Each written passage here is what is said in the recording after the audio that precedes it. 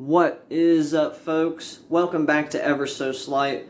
Jorge Anito here. Thanks for stopping by and welcome back. Yes, I decided to name the channel Ever So Slight. Shouldn't it be ever so slightly? I've had the channel for a few years now and just thought it was time to give the channel a right name. Jorge Anito, yeah, everybody knows me. Obviously, still here, but the channel, Ever So Slight.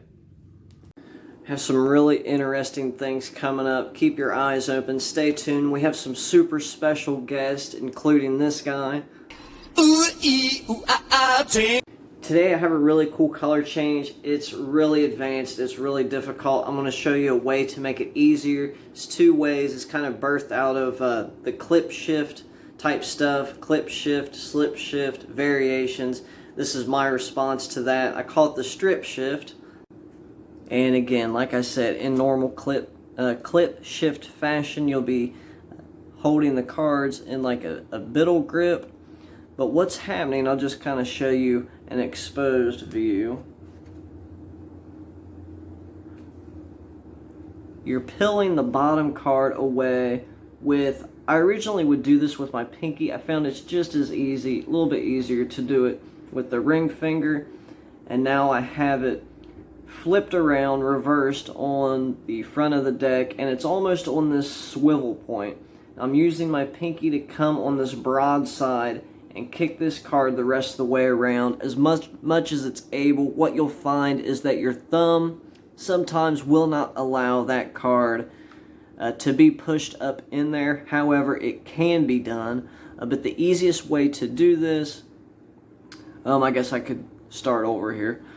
So what you want to do is just have a card displayed on the top of the deck. I always kind of like to spread and show that, hey, the cards are face down except this card up here. I just grab them real quick, and I'm almost holding them in, well, I am, my index finger on the not quite the outermost corner, but definitely on this edge, this side, as well as my thumb. And the way you hold your thumb is kind of important because, like I said, it's hard to get this card pushed in flush with your thumb being there. However, like I said, it can be done. The easiest way is to add a little bit of help with the left hand. So you come in, you're gripping the cards. It looks like you're gripping them like this, but the importance is that they're gripped with thumb and index. And I kind of tilt the deck this way a little bit. There's a little bit of finger frolicking. It's hard to get around that. That's even with the clip shift too. But you don't want them to see this card popping off the back or the bottom.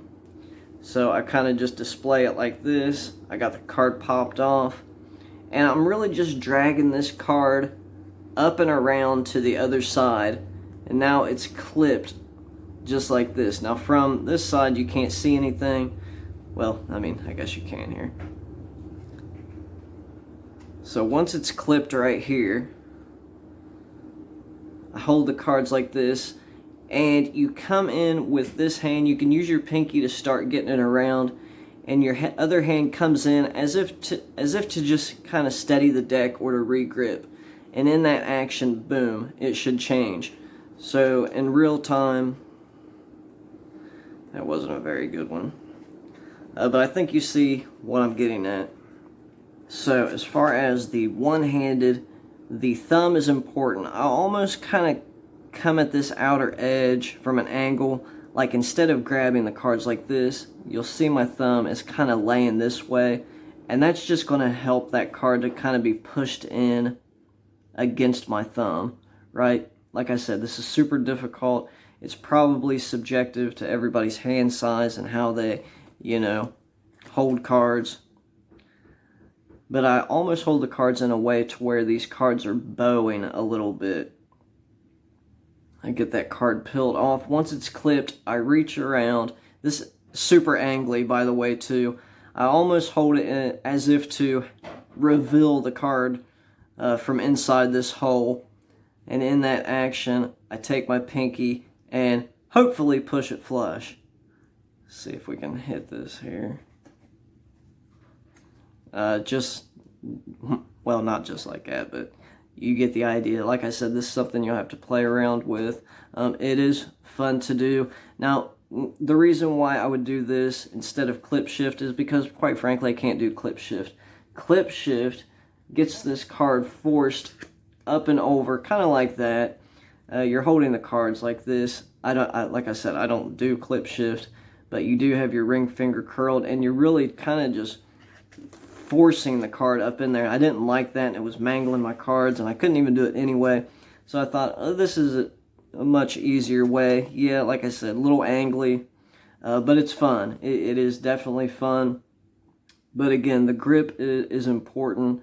The pressure is on the top of the deck. I mean, these cards are nearly about to fall off.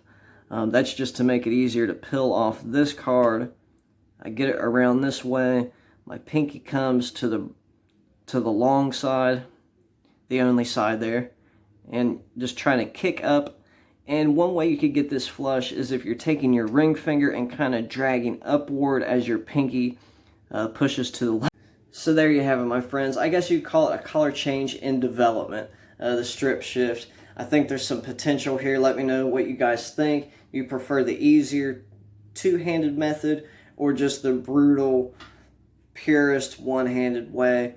You know, I'm open to both. I like doing both. It's hard, super angly. It's one of those moves that's just difficult, but it is fun to work toward. And I hope you enjoyed that. Jorge Anito here, signing off. Be blessed.